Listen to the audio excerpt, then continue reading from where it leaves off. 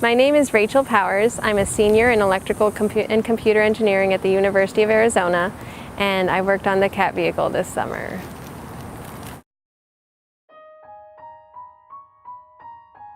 In our project, we looked at various sensors used on autonomous vehicles and tried to find a balance between performance and cost. Since a lot of the sensors run into the thousands of dollars, we wanted to keep these at a reasonable economic level for consumers.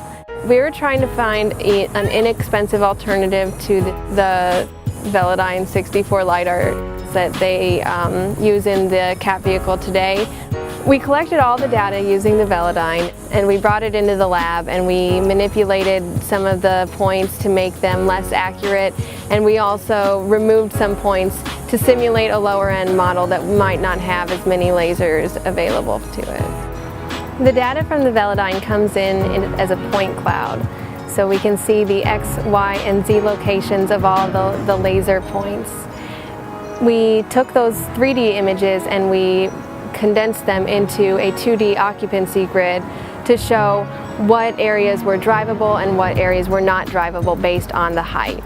We've displayed the images side by side, and we're able to compare how our data manipulation affected the images, and if one of the lower end sensors that we were looking at would be able to perform obstacle detection, navigation safely with less information.